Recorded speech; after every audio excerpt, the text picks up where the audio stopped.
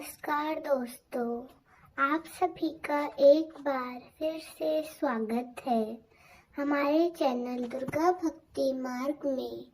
आज मैं आप सभी को सुनाऊंगी माँ ब्रह्मचारिणी की कथा। आज चैत्र नवरात्रि का दूसरा दिन है।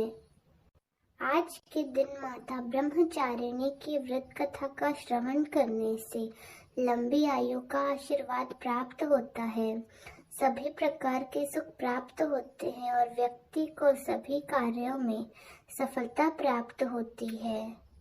माँ ब्रह्मचारिणी का स्वरूप पूर्ण ज्योतिर्मय एवं अत्यंत भव्य है। उनके दाहिने हाथ में जप की माला और बाएं हाथ में कमंडल रहता है। अपने पूर्व जन्म में ये जब हिमालय के घर पुत्री के रूप में उत्पन्न हुई, तब नारद जी के उपदेश से उन्होंने भगवान शंकर जी को पति के रूप में प्राप्त करने के लिए अत्यंत कठिन तपस्या की थी।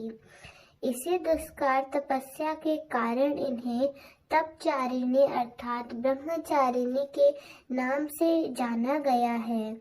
1000 वर्ष उन्होंने केवल फल मूल खाकर व्यतीत किए और 100 वर्षों तक शाक पर निर्वाह किया।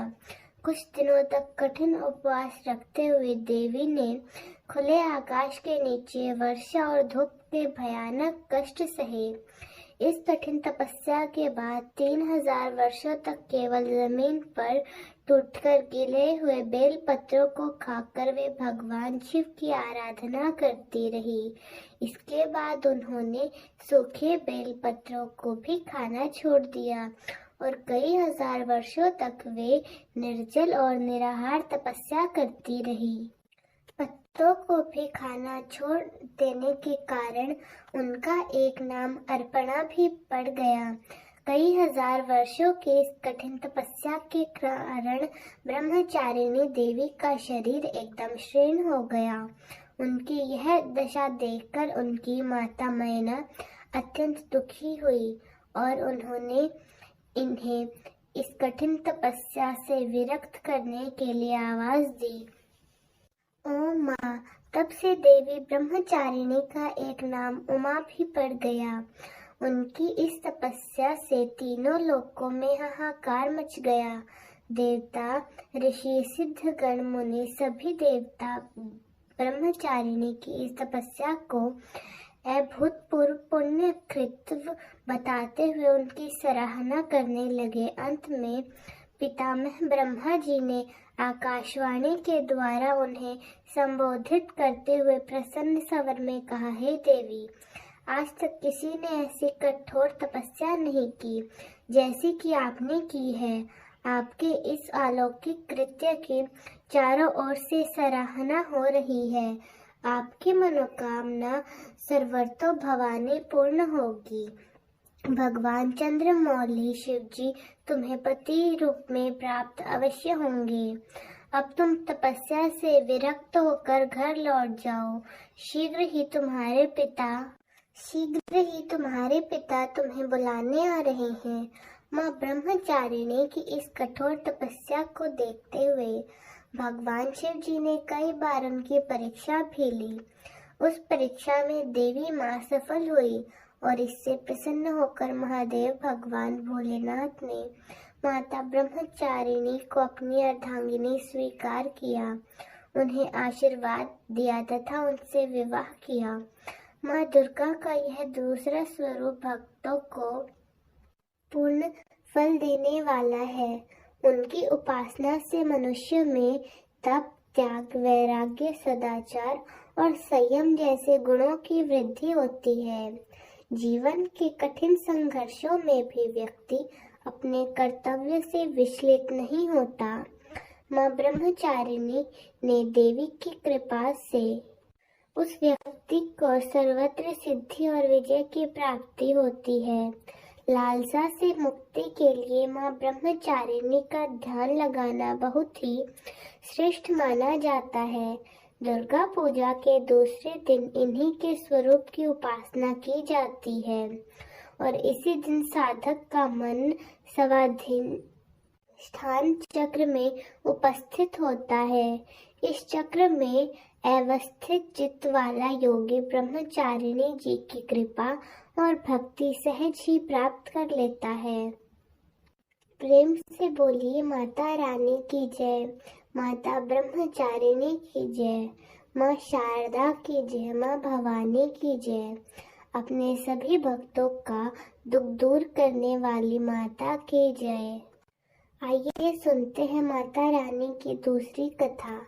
एक राजा और एक रानी थी। बहुत दिनों तक उनके कोई संतान नहीं हुई।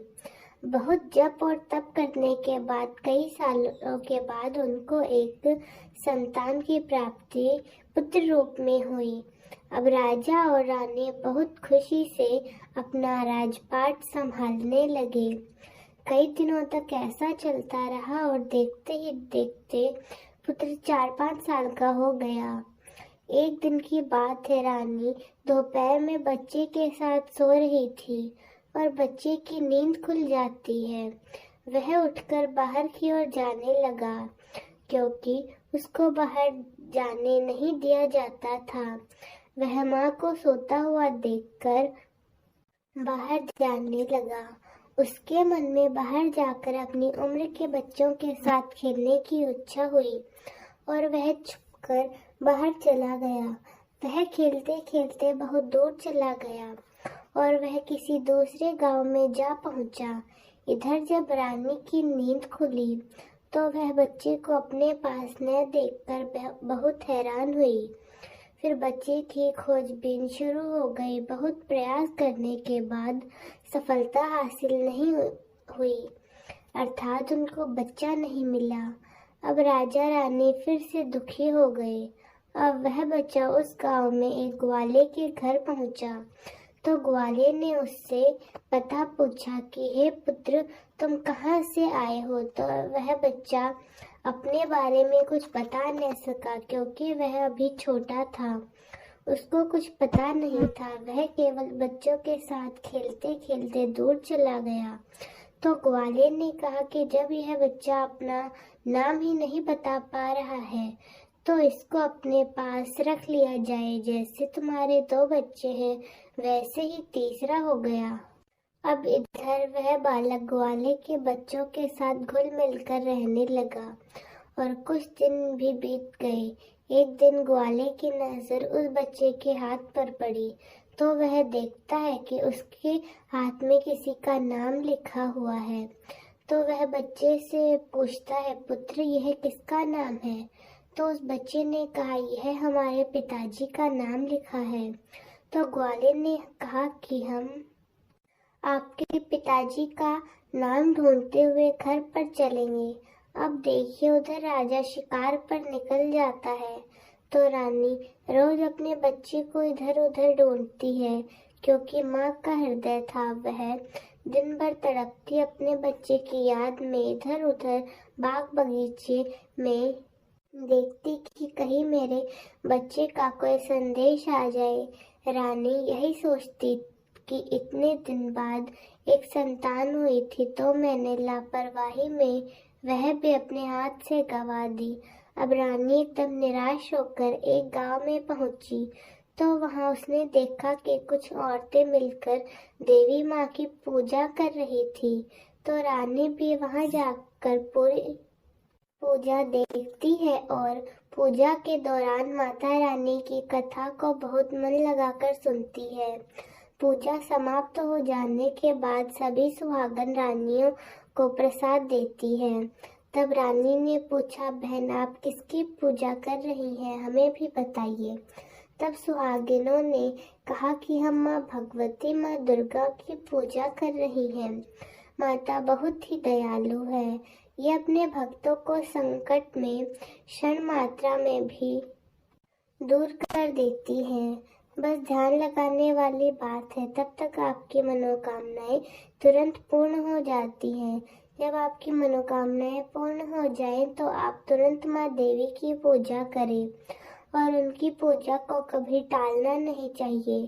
तो रानी ने अपने मन में सोचा कि अगर माँ भवानी, माँ दुर्गा ने हमारा बच्चा सकुशल वापस हमारे घर पहुंचा दिया तो हम इसी तरह से सभी सुहागनों के साथ माता की पूजा करेंगी।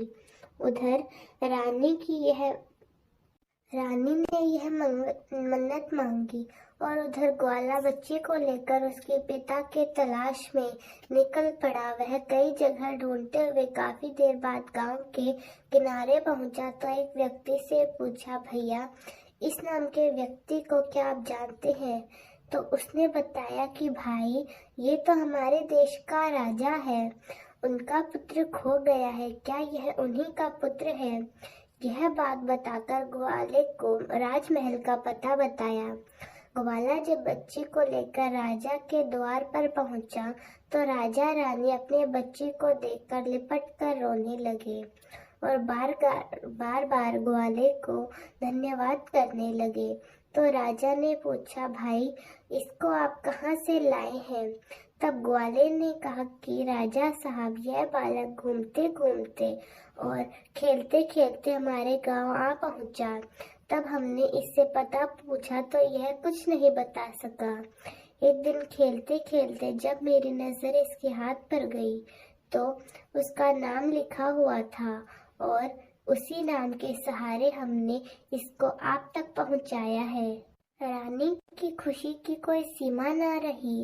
रानी ने राजा से कहा कि ग्वाले को खूब धन दौलत देकर विदा किया जाए, लेकिन ग्वाले ने कुछ भी नहीं लिया और कहा, जितनी खुशी आपको है कि आपका पुत्र वापस घर आ गया है, उतनी ही खुशी मुझे भी है कि मैंने आपकी धरोहर आप तक पहुंचाई। अंत में राजा ने ग्वाले को धन देकर विदा किया।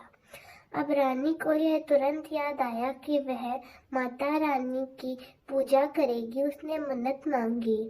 उनकी पूजा करने का उसने दृढ़ निश्चय कर रखा था और नवरात्रि का व्रत करने का। तो रानी ने राजा से कहा कि हमने माँ दुर्गा से मन्नत मांगी है, हमें नवरात्रि का व्रत करना है, हम नवरात्रि का व्रत करेंगे और नगर की कुछ स्त्रियों को निमंत्रण दीजिए और तुरंत माँ भवानी की पूजा करवाने की व्यवस्था कीजिए। रानी ने तुरंत माता की पूजा करने वाली सारी सामग्री इकट्ठा करवाई। माता रानी की पूजा की सारी व्यवस्था की गई। सभी सुहागनों ने मिलकर माता की विधिवत पूजा की और माँ भवानी दुर्गा माता का गीत गाया। जिन सुहागनों को माता रानी की कथा आती थी उन्होंने माँ की कथा सुनाई और फिर अंत में सभी सुहागनों ने मिलकर माता रानी की आरती की और उनसे प्रार्थना की कि हे माँ, जिस तरह आपने हमारे संकट को दूर किया है, ऐसे ही आप जो आपको याद करें आप उनके संकट को दूर करना। हे माँ, आपका स्वभाव बड़ा ही दयालु, बड़ा ही सहज है, आप बड़ी ही कृपालु हैं। जय हो माता रानी की, जय माता दी। हे माँ भवानी, जिस प्रकार आपने माँ रानी के बच्चे को वापस दिया, उनकी गोद भरी, उनके जीवन में खुशियाँ लौटाई, उस प्रकार हर माता को खुशियाँ देना, उनकी गोद भरे रखना, सभी के घर सुख समृद्धि लाना। जय माता दुर्गा। तो दोस्तों, कैसी लगी आपको हमारी आज की कथा? कमेंट्स में जरूर बताएं। धन्यवाद।